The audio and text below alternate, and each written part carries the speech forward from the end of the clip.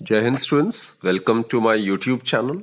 Students, rise up, start fresh, see the bright opportunity in each new day.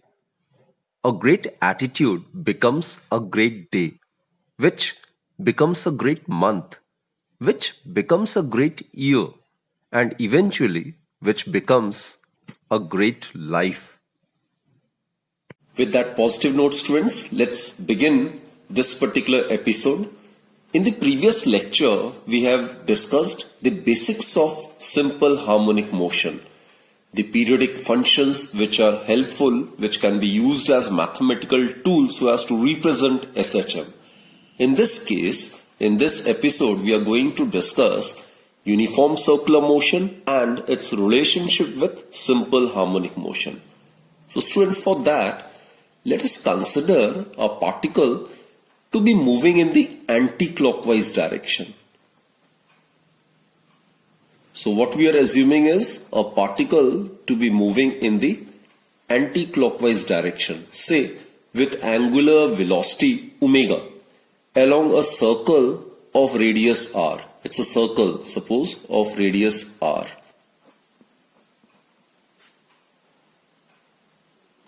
And this particle under consideration is having angular velocity of omega. And if the time taken by the particle to complete one revolution is capital T, then the angular frequency or angular velocity is given by omega. It's equal to 2 pi by capital T. Here T is the time period. That is the total time taken by the particle to complete one revolution, right? Also, let students x o x dash and y o y dash be the two perpendicular diameters of this reference circle, right? Suppose that initially, that is at time t equals to 0, the particle is somewhere over here. Suppose at t equals to 0, the particle it is at position p naught. This is at t equals to 0. So, in this case, we can assume the angle p naught OX to be phi. This is actually known as the initial phase. This is known as, phi is known as the initial phase, or it is also known as epoch. And since the particle is assumed to be moving in the anti-clockwise direction, suppose at any time t, it reaches point P, right? At t equals to t, suppose it reaches point P. Now here, in time t, suppose the body has covered an angular displacement of theta, which is equal to omega t. So the angle POP naught is equal to omega t, right? Now what to do is, from point P, let us drop a perpendicular. So let us drop a perpendicular, say PM. PM is a perpendicular, right, to XO X dash. And Pn, suppose it is a perpendicular to YO Y dash, right? Let OM, suppose this be represented by X, and ON, let us consider this to be Y. Clear? Now students, it's a right angle triangle, isn't it? So in right angle triangle OMP, so consider right angle triangle OMP. Here angle POM, it is given by omega t plus phi. I am talking about this angle POM, this entire angle, right? This angle would be equal to omega t plus phi. Now if we consider in this triangle cosine function, that is, let's consider cos omega t plus phi. Cos is base by hypotenuse. This is a circle of radius r, so it is base over hypotenuse. So cos omega t plus phi, it would be equal to base, which is x divided by r. That is, x it's equal to r cos omega t plus phi. Or you can write it like this also. X is equal to r cos omega is the angular velocity or angular frequency. It is 2 pi by capital T. Capital T, as I've stated, is the time period. So put this as equation number 1. Right? Similarly, students, in this triangle, if you consider sine function, sine omega t plus phi, it is perpendicular by hypotenuse. So perpendicular is y divided by hypotenuse is r. That is, y may be written as r sine omega t plus phi. Or in other words, y, it may be written as r sine omega is 2 pi by capital T small t plus phi. Put this as equation number 2. Now students, these are the periodic functions, and the periodic functions which are given by equation 1 and equation 2, they obviously represent simple harmonic functions. Actually, these equations are identical to the equations which we have obtained in the previous lecture, right? So basically, these two equations gives the displacement of projection of uniform circular motion along x direction at any time small t, while this equation gives the displacement of the projection of uniform circular motion along y direction at any time t. So therefore, students, it definitely leads to define simple harmonic motion in terms of uniform circular motion. So actually, uniform circular, or rather, simple harmonic motion may be defined as the projection of uniform circular motion along one of the diameters of the circle of reference. So it can be easily verified from this. Students, in case this reference particle under consideration begins its circular motion, say from point A, then obviously phi would be 0, A would be the initial position of the reference particle. In that case, these two equations will get reduced to x equals to r cos 2 pi by capital T into small t, and y would be given by r sine 2 pi by capital T into small t, right? So in that case, phi would be equal to 0 in case the reference particle starts from point A. Now before we discuss the graphical representation of SHM, let us watch this video so as to have a proper understanding of uniform circular motion and SHM. Circular motion, when viewed from this side, is simple harmonic motion. Let us take a look at this turntable of a record player. Let us place a yellow marker cap on it so we can observe the circular motion of the cap. Now let us see the side view of the turntable and yellow marker cap. The cap appears to move in a simple harmonic motion. A vertical mass spring system moving in simple harmonic motion has also been added. We can also add a pendulum moving in simple harmonic motion. Now we can see how the cap, when viewed from this side, moves in simple harmonic motion just like a mass spring system and the simple pendulum. In order to understand this concept, let us simplify it by removing everything but the turntable and the yellow marker cap. Now let us add a dot, that is motion dragged to the top of the cap, and let us isolate the motion of the dot so that it is only moving in the y direction. This dot is now moving just like the side view of the cap. In other words, this dot is moving in simple harmonic motion. Watch the path it creates if we look at where the dot is located as a function of time. The shape of the curve is a sine curve or a cosine curve.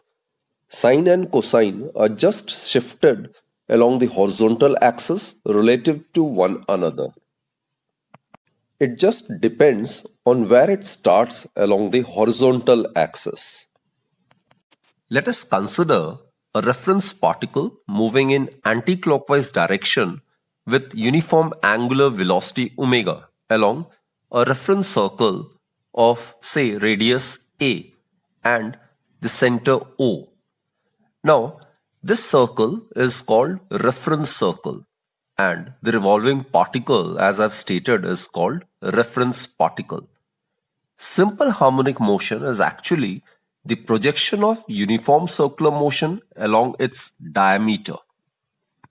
Let us look at the projection of uniform circular motion along the y-axis. This shows the graph between the displacement of the projection of the uniform circular motion along y-axis and the time, that is between y and t. The curve obtained is a sine curve and is graphical representation of the equation y is equal to a sine omega t plus phi. Now what is phi? It is the initial phase, that is, it is the position of the reference particle P at instant t equals to 0. It must be understood that it is the projection of particle along x-axis or y-axis which executes SHM. The uniform motion of the particle along the circle is not simple harmonic motion. Now let's discuss the graphical representation of SHM.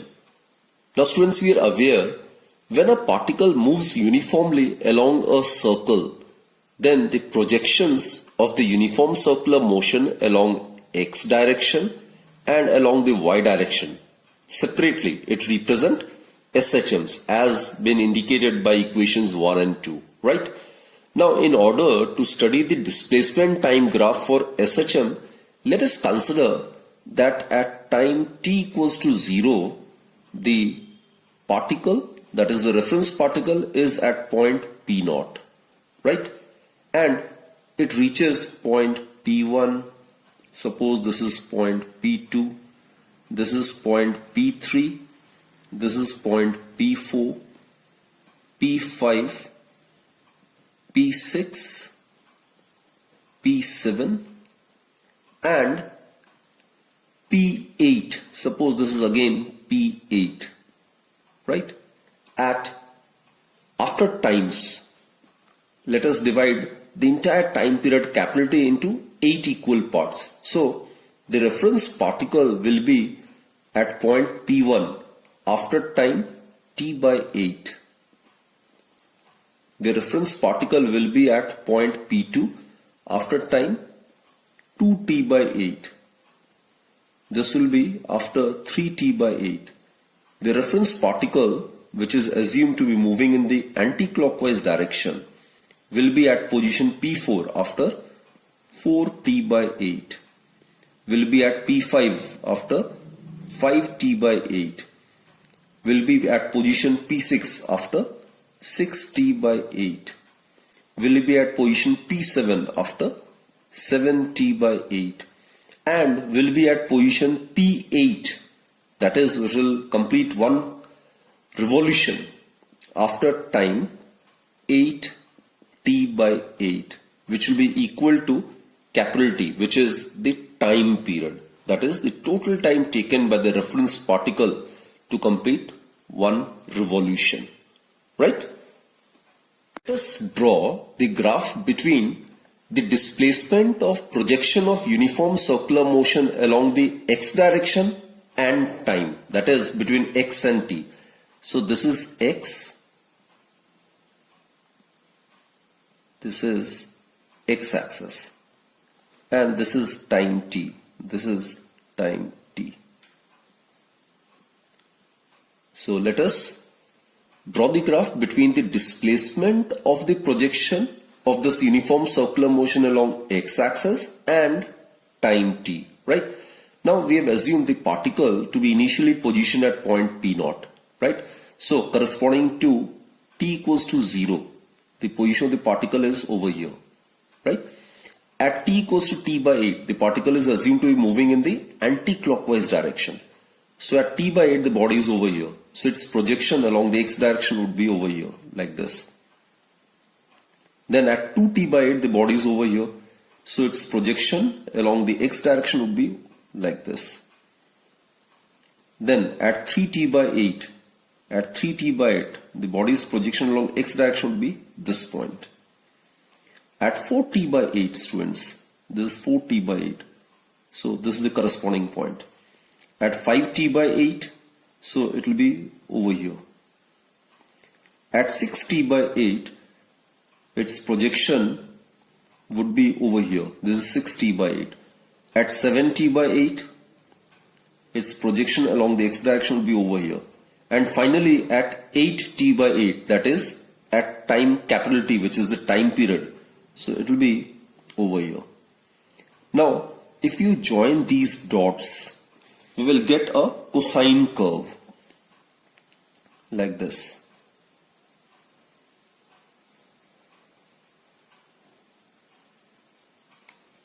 This will give us a cosine curve. Actually here, students, in this case, as I've told you, phi is 0. Here, phi is equal to 0. And we get x is equal to r cos 2 pi by capital T into small t. So this represents the displacement of the particle executing SHM along the x direction. Clear? So maximum value is r. This is plus r, and it may be considered to be minus r. This is the amplitude, right? Now let us plot a graph between the displacement of projection of uniform circular motion along the y-axis and the time, that is between y-axis and time t, right? So for that, students, what we do is we have considered the reference particle to be initially at point P naught. This is the initial position, right? At t by 8, the particle is over here. So its projection along the y direction would be somewhere over here, like this. At 2t by 8, the projection would be along the y-axis would be somewhere along this point. This is indicated by these dots, right? Later on, I will try to join the dots. At 3t by 8, the reference particle is moving like this in the anti-clockwise direction. So at 3t by 8, the particle is over here. So corresponding to 3t by 8, its projection along the y-axis would be over here. At 4t by 8, that is at t by 2, it will be over here. At 5t by 8, the projection corresponding to 5t by 8 along the y-axis would be somewhere over here. At 6t by 8, this is the corresponding projection along the y-axis. At 7t by 8, the projection along the y direction would be over here. And eventually at 8t by 8, that is at time small t equals to capital T, which is the time period, total time taken by the particle to complete one revolution, its projection would be over here.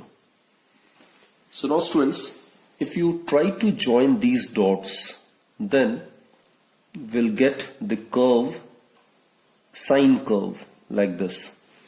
This is the graph of sine function, which is of periodic nature. This we have discussed in the previous lecture, right?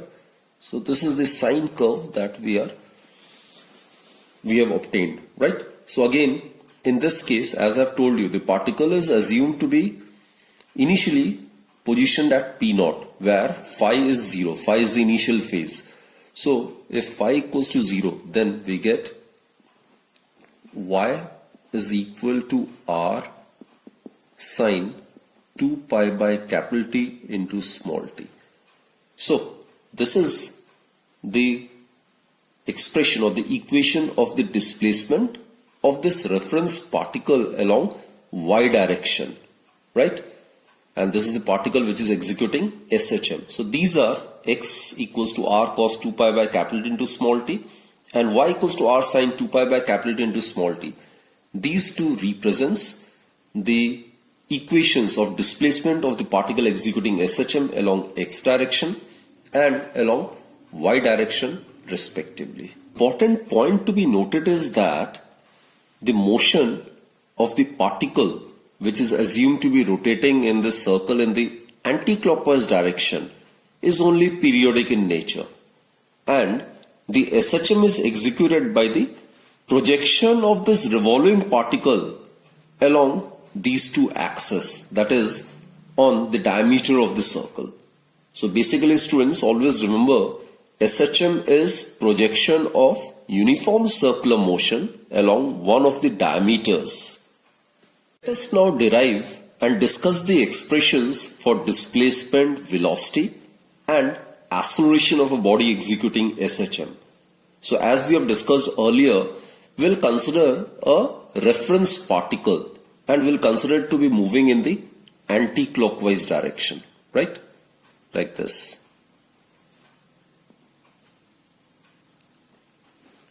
And suppose it is moving in this reference circle in the anti-clockwise direction with uniform angular velocity omega. The center of the circle is O and its radius is suppose small r, right?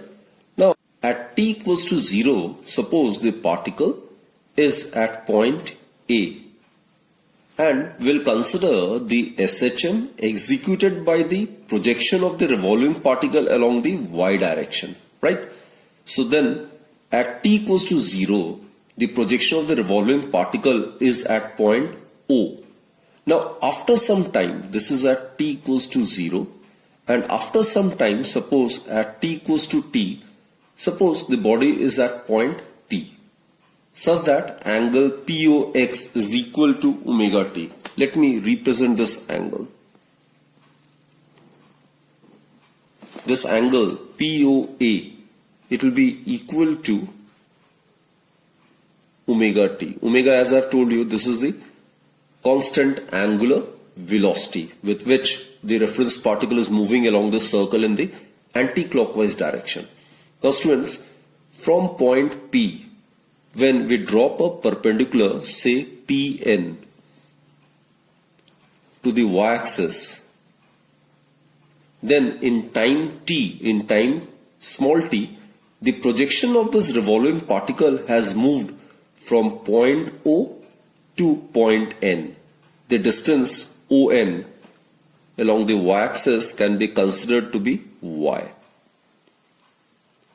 So this is the projection of the revolving particle along the y direction. Clear students? Now this y, it is known as the displacement of the SHM at any time t along the y direction. Similarly, if you drop a perpendicular from here, then this distance will be x. It will be the projection of the displacement or displacement of the particle executing SHM along the x direction at time t. Now first and foremost, let us find out the expression for y, which we have done in the earlier section as well, right?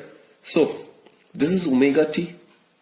So these two being parallel, this will act as a transversal. So this angle would be also equal to omega t, isn't it? These are alternate interior angles. Now in this right angle triangle, students, this is right angle triangle ONP. So in right angle triangle ONP, we have sine omega t. It's equal to perpendicular by hypotenuse. This is a circle of radius r. So y by r. Y by r. Or we can write y is equal to r sine omega t. So here r, it is obviously the radius of the reference circle.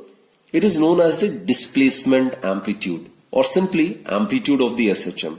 Amplitude means the maximum value of y. Now sine, it has a maximum value of 1. So maximum value of y would be equal to r. So this r is known as the amplitude or displacement amplitude. Clear, students? Now similarly, in this right angle triangle, if you consider cosine, if you consider cos omega t, so it will be equal to, as I've stated, this distance may be considered to be x, right? If you consider cos omega t, it is base over hypotenuse, right? So it will be equal to x by r, or x equals to r cos omega t. So students, these are the two equations which represent the displacement of a body executing SHM along y direction and along x direction respectively, right? And here r is the amplitude. Here also the maximum value of cosine is 1. So maximum value of x is r. So r represents the radius of the reference circle, which is actually the displacement amplitude. So r is the displacement amplitude.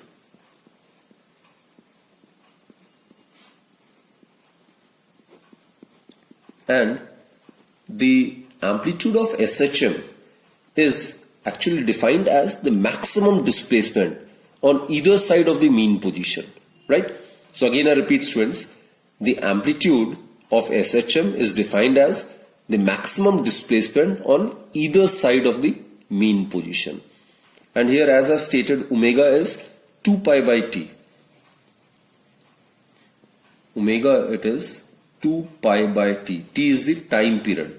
Therefore, y may be written as r sine 2 pi by capital T into small t, and the displacement of the body executing SHM along x direction, it is given by r cos 2 pi by capital T into small t, right? So students, the equations, these two equations give instantaneous displacement or the displacement at any time small t of a particle executing SHM of amplitude r, angular frequency omega, and time period capital T. One important thing to be noted down is that the direction of the displacement is always away from the mean position, whether the particle is moving towards the mean position or it is moving away from the mean position. Always remember, students, the direction of displacement is always away from the mean position. Okay, now let's find out the expression for the velocity. For that, again, refer to this particular diagram. Here, as we have considered a reference particle to be revolving in the anti-clockwise direction with uniform angular velocity omega, isn't it? And the center of the circle is O and its radius is considered to be small r. Now students, the magnitude of velocity of this reference particle would be given by the magnitude of velocity of this reference particle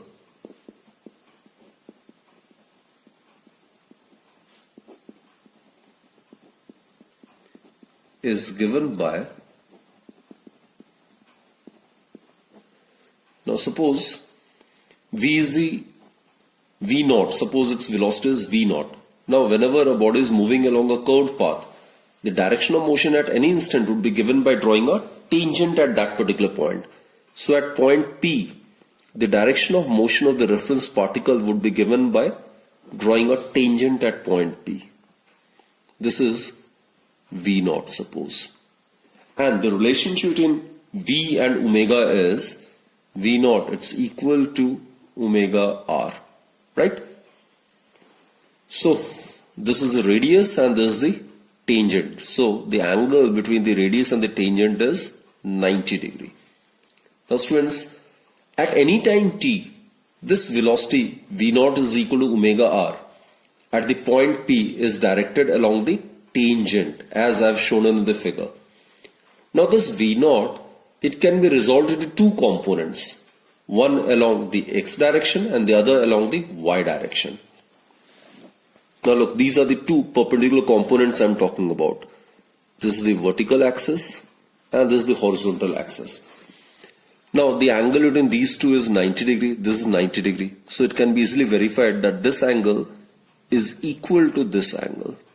It is omega t. Right? So if you resolve v0 into two components, the component of velocity along the positive y-axis, it would be equal to v0 cos omega t. Isn't it? While the component of the velocity along the negative x-axis, it will be v0 sin omega t. Clear, students? So these are the two perpendicular components of v0.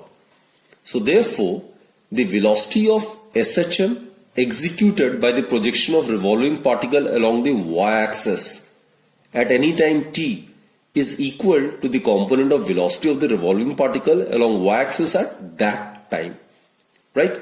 And it is given by Vy. It is equal to V0 cos omega t. That is Vy, it is equal to V0 is omega r cos omega t. So this is the velocity of the particle executing SHM along the y direction, right? Here omega, as I have stated, it's equal to 2 pi by capital T. So it may also be written as Vy is equal to 2 pi r divided by capital T cos 2 pi by capital T into small t. Put this as equation number 3. Similarly, students, the velocity of the reference particle executing SHM along the x direction, it would be given by Vx, it is equal to V0 sin omega t. Now this V0 sin omega t, it is directed in a direction opposite to that of the positive x-axis. That is, it is directed along the negative x-axis. So Vx would be given by minus V0 sin omega t. So this negative sign is indicative of the fact that this velocity V0 sin omega t is directed in a direction opposite to that of the positive x-axis. So that is Vx, it is equal to minus omega r sin omega t, or Vx, it is equal to minus 2 pi by capital T into small r sin 2 pi by capital T into small t, right? So these are the equations 3 and 4 which represents the velocity of SHM at any time t along the y-axis and along the x-axis respectively. Clear?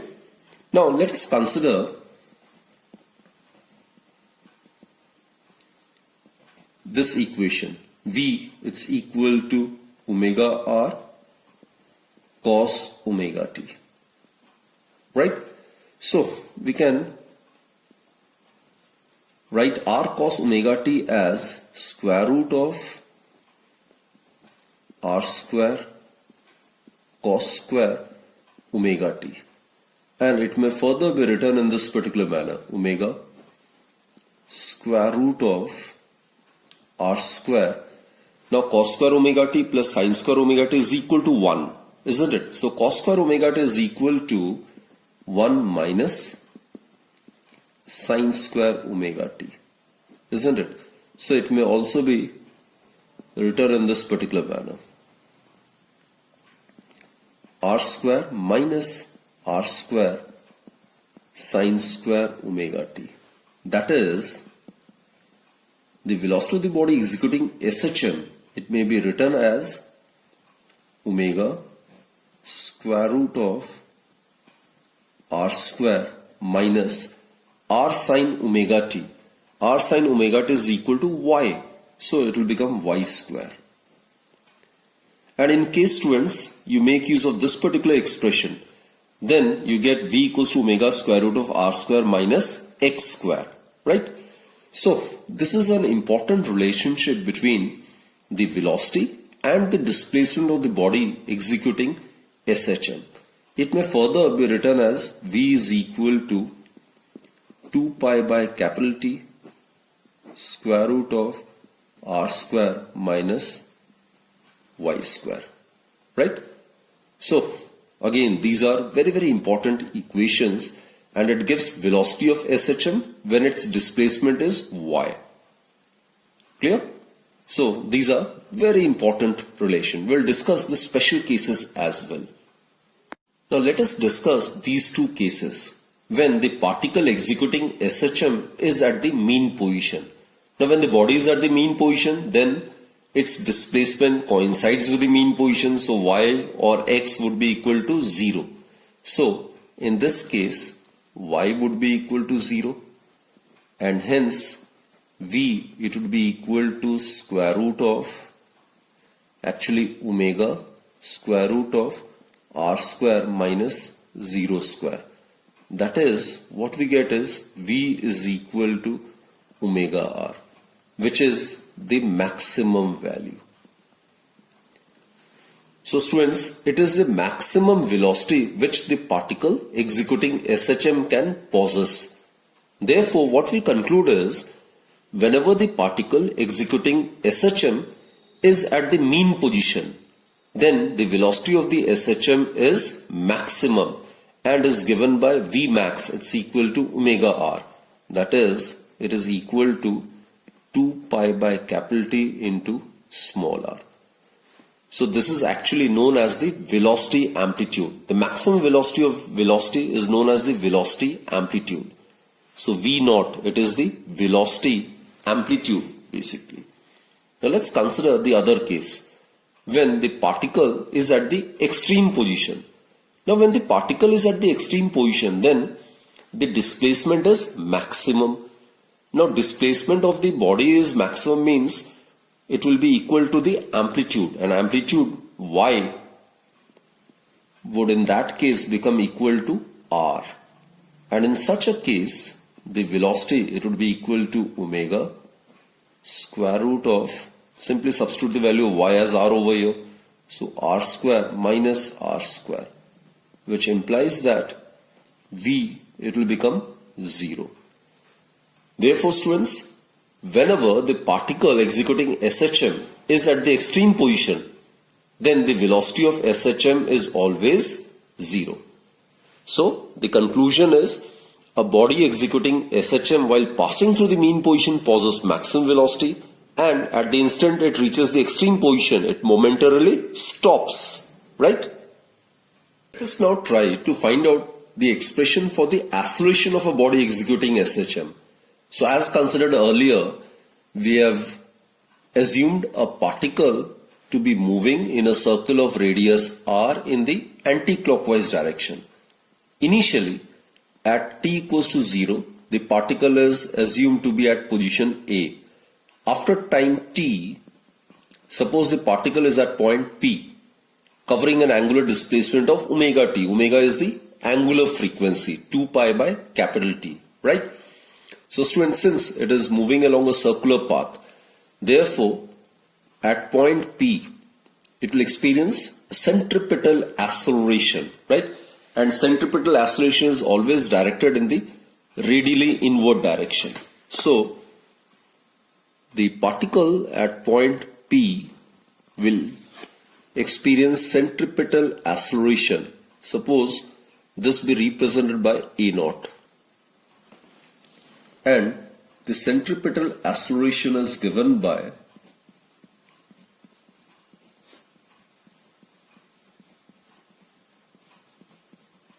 we have represented it by A naught, and in terms of omega it is given by omega square r. Here omega is the angular frequency which is 2 pi by capital T. Capital T is the time period. Now students, here A naught, it can be resolved into two perpendicular components, right? So actually we will resolve A naught into two perpendicular components, one along the horizontal axis, the other along the vertical axis, like this. So this is omega t. These are the two parallel lines. This will act as a transversal. So this angle would be equal to this angle, pair of alternate interior angles. So if you resolve A naught into two perpendicular components, then this component, which is directed along the negative x-axis, it would be equal to A naught cos omega t, right?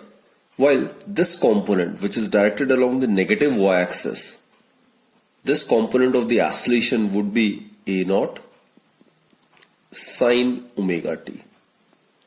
Therefore, students, the acceleration of SHM executed by the projection of the revolving particle along the x direction is A naught cos omega t, while along the y direction is A naught sin omega t, right? So, therefore, AY, acceleration of the particle executing SHM along the positive y direction, it is equal to minus A naught sin omega t. Why this negative sign? Because here A naught sin omega t is directed towards the negative y-axis, that is in a direction opposite to which the positive y-axis is, right? So that is why this is negative sign. And if you substitute this value of A naught over here, what we get is AY is equal to minus omega square R sin omega t. Clear? Now students, R sin omega t, it is equal to Y. Now since R sin omega t, it is equal to the displacement of the particle executing SHM along Y direction. Therefore, AY is equal to minus omega square Y. This negative sign shows that the acceleration is directed in a direction opposite to that in which the displacement increases. Now students, you are aware, displacement is always directed away from the mean position. So negative sign suggests that acceleration of the body executing SHM is always directed towards the mean position, right?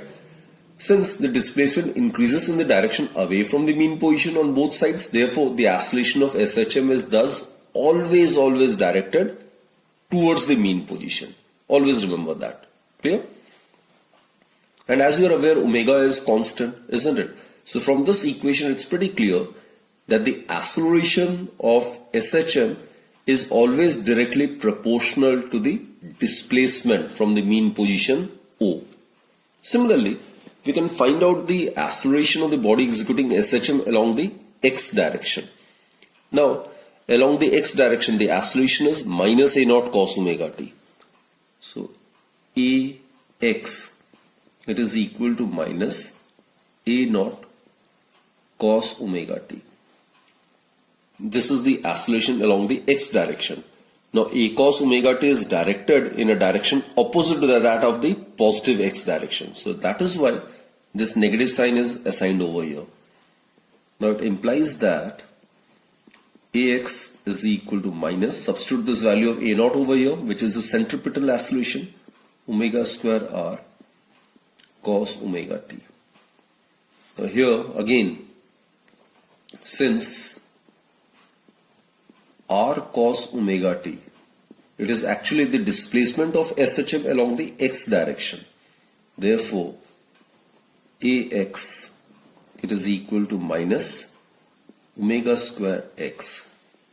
So both these equations represent the very fact that the acceleration of SHM is always directed towards the mean position, that is in a direction opposite to which the displacement increases. That's the significance of this negative sign.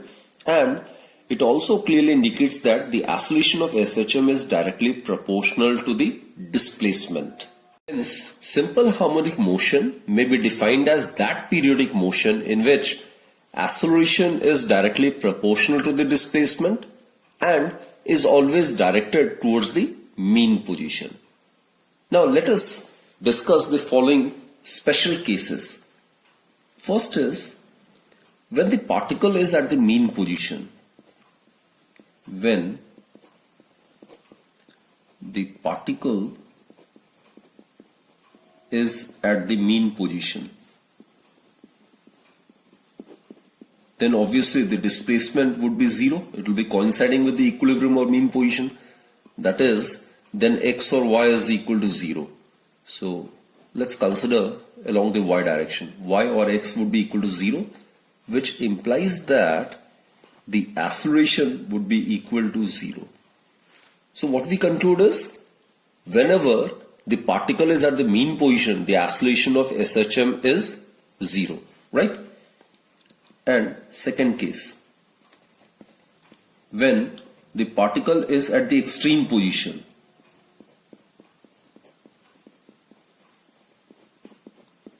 at the extreme position, the displacement of the particle executing SHM would be maximum. It will be equal to the amplitude. So in that case, the displacement would be equal to maximum, which is equal to amplitude, which is r. In such a case, the acceleration, it would be given by, substitute the value of y as r. So in magnitude, it would be given by omega square r. So in magnitude, it is maximum and it is omega square r, right? So this is the maximum value of acceleration which the particle executing SHM can possess. So what we conclude is, whenever the particle executing SHM is at the extreme position, then the acceleration of SHM is maximum. And maximum value of acceleration, that's known as acceleration amplitude. This is known as acceleration amplitude, which is the maximum value of acceleration. Thus, the acceleration of a particle executing SHM, it increases as it moves from mean to extreme position. Now students, time period is the time taken by the particle to complete one vibration, and time period we represented by capital letter T. Now let us find out an expression for the time period of a particle executing SHM. Now students, we know that just now we have derived that the acceleration of the particle executing SHM in magnitude is given by omega square y. Y is the displacement, right? Or we can write omega is equal to square root of a by y. Now students, we know that omega is the angular frequency, which is 2 pi by capital T. Capital T is the time period. Therefore, 2 pi by T is equal to square root of acceleration divided by displacement. So which implies that the time period of a body executing SHM is given by T equals to 2 pi square root of y divided by a. That is, the time period, it's given by 2 pi square root of displacement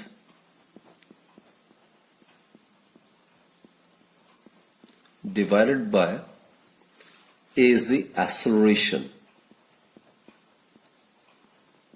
So this is the formula for the time period of a body executing SHM. It can be written in this form as well. T, it may also be written as 2 pi square root of 1 divided by a by y. Now a by y is the acceleration per unit displacement. So time period can be written in this manner as well. 1 divided by acceleration per unit displacement.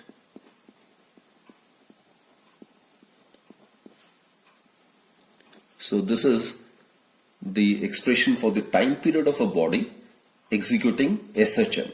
So time period, it's T equals to 2 pi by omega. Now omega is angular frequency which is constant, 2 pi is constant, therefore time period is a constant quantity. That is, time period do not depend on the amplitude of the simple harmonic motion. Now let us try to find out the expression for the frequency of SHM. The number of vibrations completed by the particle per second executing SHM is known as its frequency, and it is denoted by nu.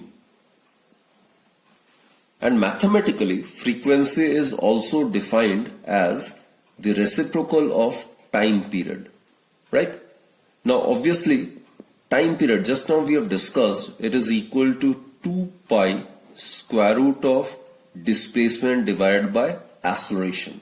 Therefore, frequency, it would be equal to 1 by 2 pi, reciprocal of time period. So it will become 1 by 2 pi square root of A by Y.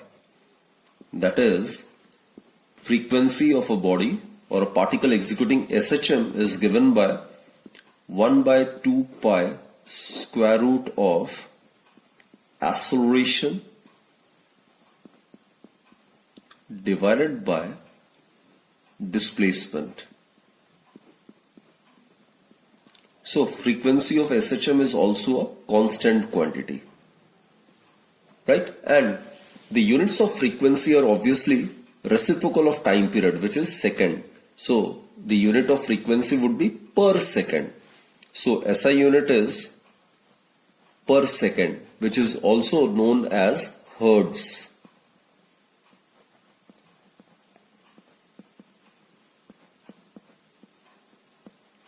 And it is also expressed as cycle per second.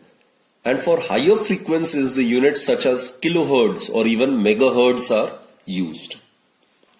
So students, in this particular session, we have covered a lot of topics.